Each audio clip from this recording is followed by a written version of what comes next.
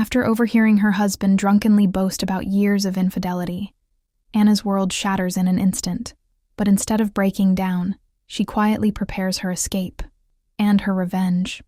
What happens when the woman he thought was too stupid becomes the one he never saw coming? Before we begin, don't forget to subscribe and let us know in the comments where you're watching from. She's too stupid to realize I've been cheating for years. The words, slurred and laced with a cruel, boisterous glee, sliced through the quiet hum of the night. They weren't meant for my ears, of course. They were meant for the drunken camaraderie of his friends, a private joke shared in the haze of too many beers and too much misplaced confidence. But the thin walls of our man cave, as Mark so proudly called his garage, were not as soundproof as he believed. I had just come downstairs for a glass of water, a familiar ritual in the restless hours before dawn. The house was dark, save for the faint glow under the garage door. I paused, a vague sense of unease stirring within me. Mark rarely stayed out this late, even with his friends. Curiosity, or perhaps a premonition, held me rooted to the spot. Then came the laughter. A deep, guttural roar from Mark, followed by the equally obnoxious cackles of his buddies, Kevin and Dave. It was the kind of laughter that grated, that suggested something ugly and mean-spirited. And then, the words. She's too stupid to realize I've been cheating for years. My breath hitched. The glass in my hand trembled, water sloshing over the rim and onto the floor. My mind, usually so sharp and analytical, went blank. It was as if a physical blow had landed, knocking the air from my lungs. Cheating. Years. Stupid. Each word was a hammer blow, shattering the carefully constructed edifice of my life. Mark, my husband of 10 years. The man I had loved since college, the father of my 2 beautiful children, Lily and Tom.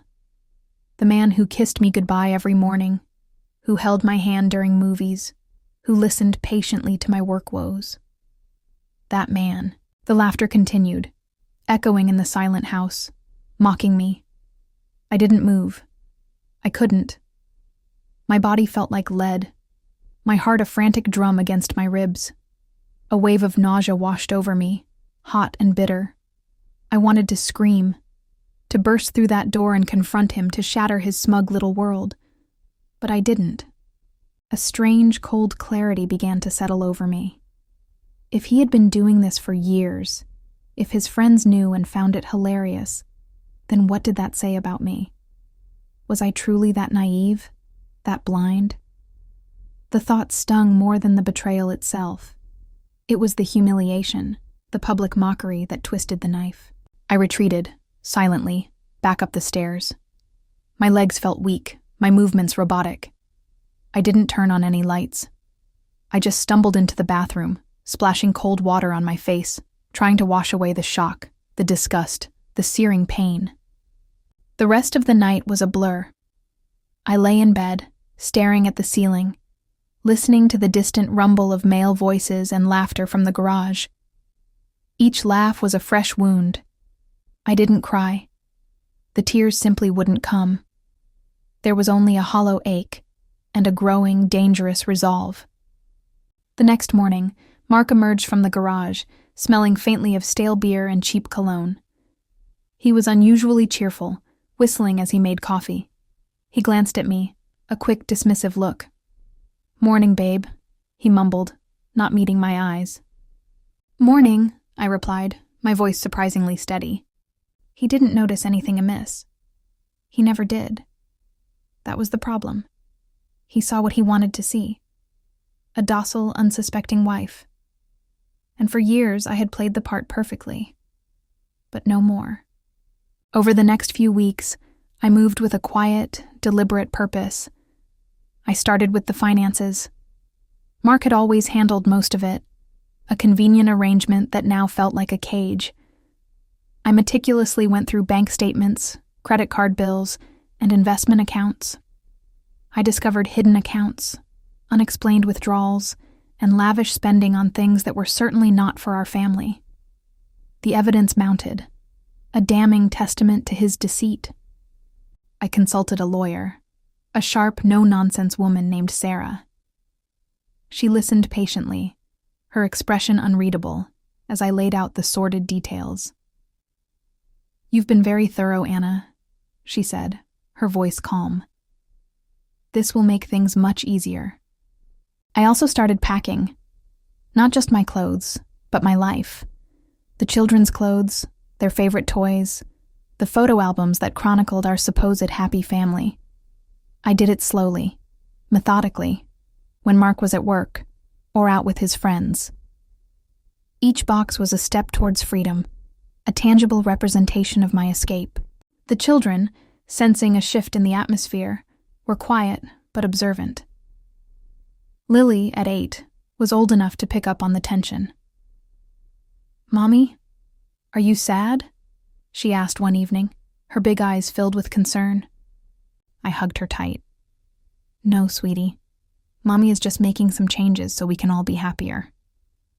It was a half-truth, but one I hoped would soon become whole.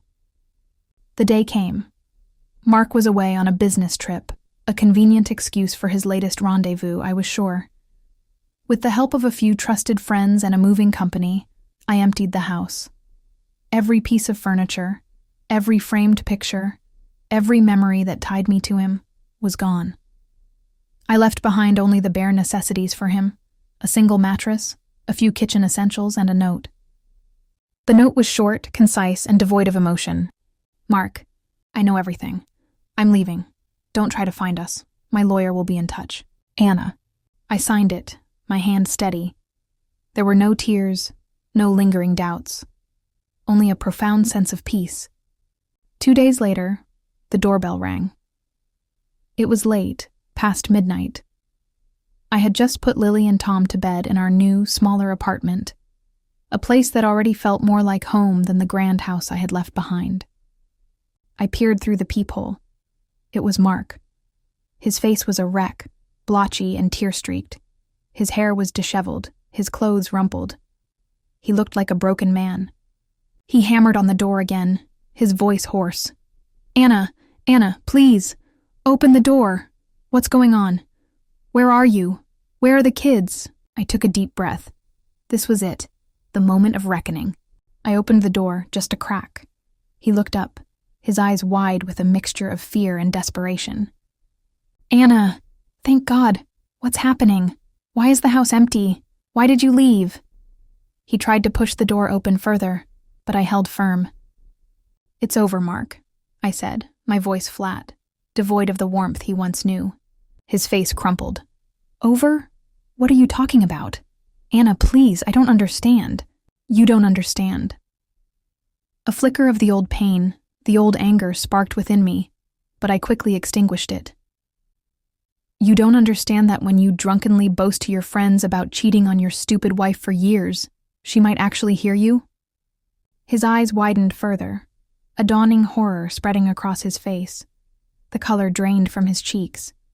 He took a step back, as if I had physically struck him. You heard?" he whispered, the bravado completely gone, replaced by a pathetic whimper. "Every word, Mark, every single humiliating, despicable word." He tried to plead, to explain, to apologize.